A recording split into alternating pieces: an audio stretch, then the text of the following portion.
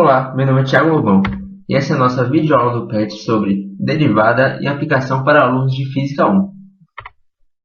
Bem, primeiro vou relacionar derivada e a reta tangente. Então, temos uma função em vermelho aqui e uma reta secante PQ.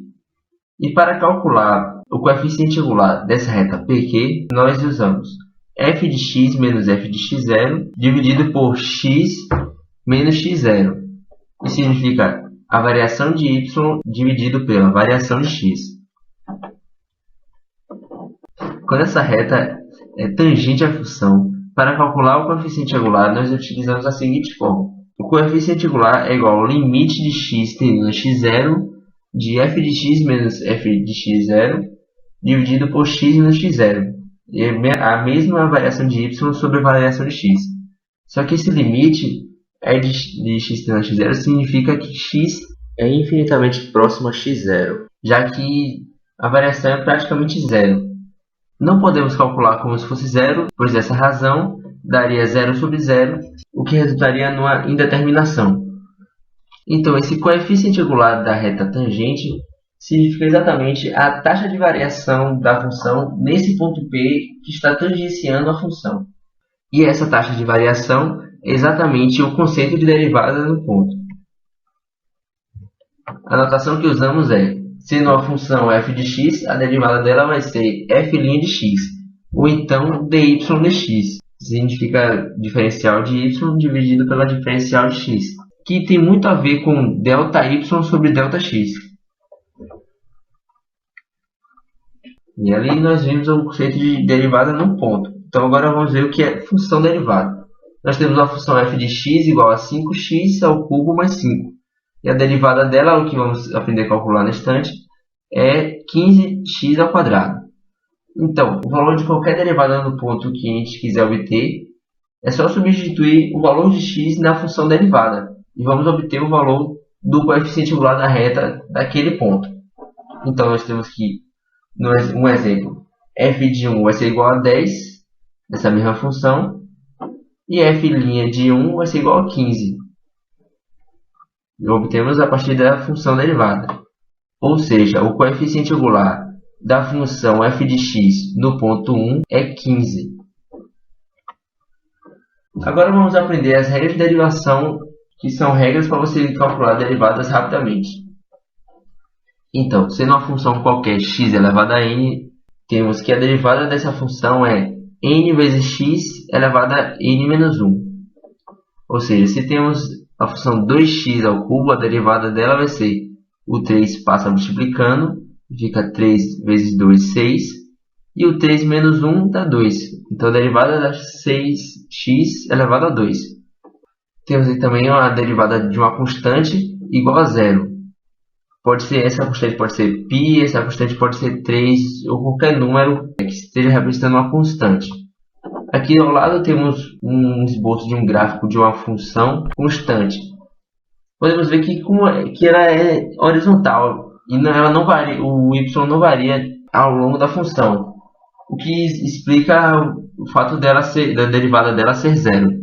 A outra regra é log de x na base a, a derivada é 1 sobre x vezes ln de a. Para quem não lembra, ln de x é log de x na base e. É uma constante chamada constante de Euler, que é aproximadamente 2,7. Então, o exemplo é, a derivada de ln de x é igual a 1 sobre x. Nós substituímos a por e, ln de e é igual a 1. Então, a derivada vai ficar 1 sobre x. A derivada do seno é o cosseno, e a derivada do cosseno é o menos seno.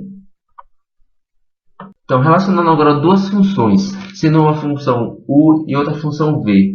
A derivada da soma de duas funções é a soma das derivadas das funções. Ou seja, a derivada de u mais v é igual a derivada de u mais a derivada de v. Então, temos como exemplo aqui x elevado a 2 mais x. Derivando vai dar a derivada de x ao quadrado, que é 2x, mais a derivada de x, que é 1. E a última regra é, sendo c uma constante qualquer e v uma função qualquer, temos que a derivada de c vezes v é igual a c vezes a derivada de v. Ou seja, podemos retirar a constante de qualquer derivada. Temos um exemplo de uma derivada de 3x. Nós retiramos o 3 da derivada e derivamos apenas o x. A derivada de x é 1 e 1 vezes 3 é igual a 3. Bem, além dessas regras, existem outras regras de derivação que vocês podem encontrar. Porém, na física, o que mais usamos são essas que eu apresentei. Então, se vocês forem resolver alguma derivada e não conseguirem, não se assustem, pois pode ser utilizando outra regra que eu não ensinei aqui. E para vocês que tiverem dificuldade de resolver uma derivada, um limite ou uma integral, vocês podem utilizar um site ou um aplicativo chamado Wolfram Alpha, que você coloca a função e ele te dá a função derivada de volta. E você comprando o aplicativo, você pode até obter a resolução da derivada passo a passo. E agora, começando a aplicação da derivada na física, nós temos aqui uma função conhecida, que é a função posição em função do tempo. Nós temos SO, que é a posição inicial, que vamos considerar constante. O VO, que é a velocidade inicial, vamos considerar constante também. T, que é a variável independente. E A, que é a aceleração.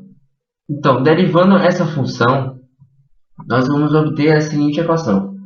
ds dt, onde o y a gente vai considerar o s e o x a gente vai considerar o t, né? Então, a derivada de SO, que é uma constante, é igual a zero. A derivada de VOT vai ser VO.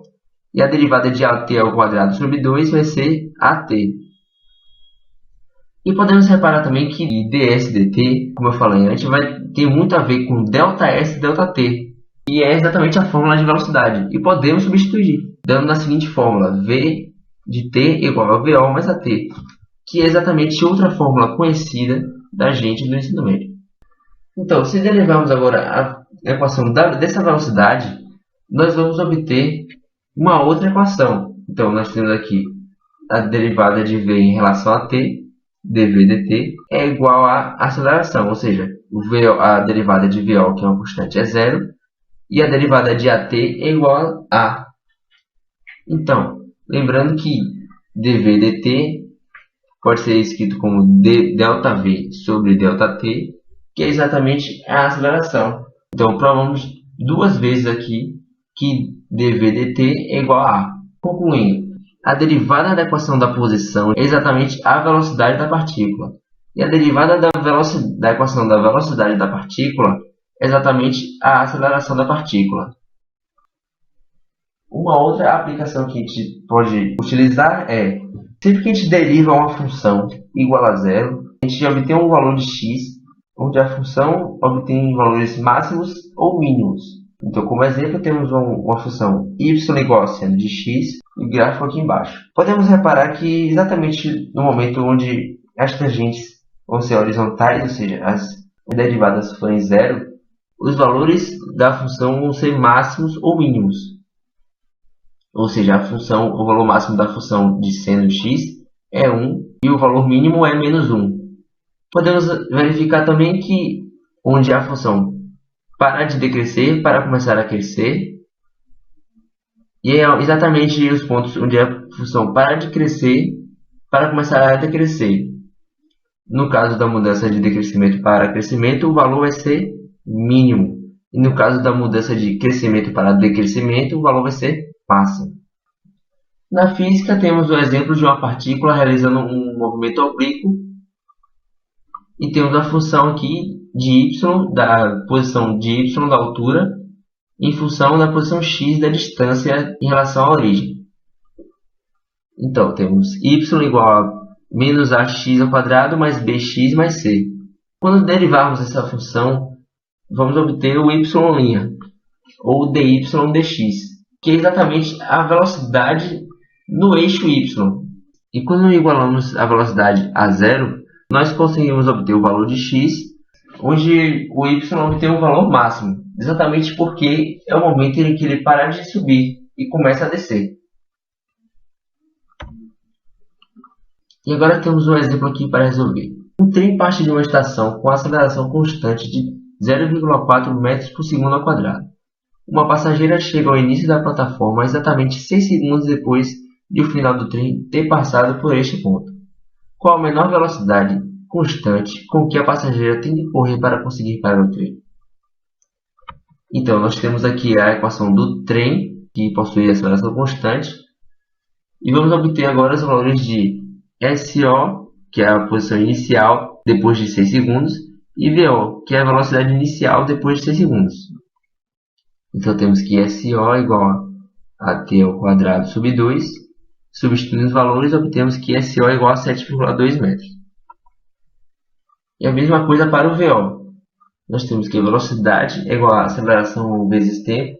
Então, o VO vai ser igual a t. Substituímos os valores e obtemos VO igual a 2,4 metros por segundo. E agora esta equação à direita é exatamente a equação da posição da passageira em função do tempo. Nós sabemos que em algum momento a posição da passageira e do trem devem ser iguais. Então nós podemos igualar as duas equações.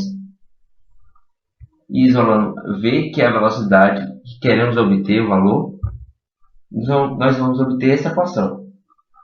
Porém, queremos obter o valor mínimo para essa velocidade. E para isso, nós vamos derivar essa função. Então, dv dt é igual a derivada da função. A derivada de SO sobre t é igual a menos SO sobre t ao quadrado. O t está elevado a menos 1 dá menos 2. E o menos 1 passa multiplicando e fica menos. O VO é constante, a derivada é zero. E a derivada de AT sobre 2 é igual a A sobre 2. Sendo que A sobre 2 é uma constante, a derivada de t é igual a 1. E nós igualamos essa equação a zero. E isolamos o t.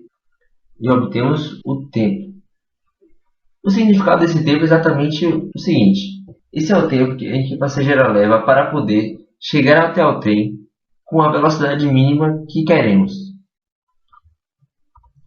Ou seja, nós pegamos a equação anterior da velocidade da passageira e substituímos os valores SO, VO e A que já temos, e o T igual a 6, que é o tempo que a mulher leva para poder chegar à mesma posição do trem com a velocidade mínima. E a velocidade vai dar 4,8 metros por segundo. E aqui terminamos a videoaula. Muito obrigado e qualquer dúvida, mande um e-mail para a gente, petelétrica.ufpa.de@gmail.com.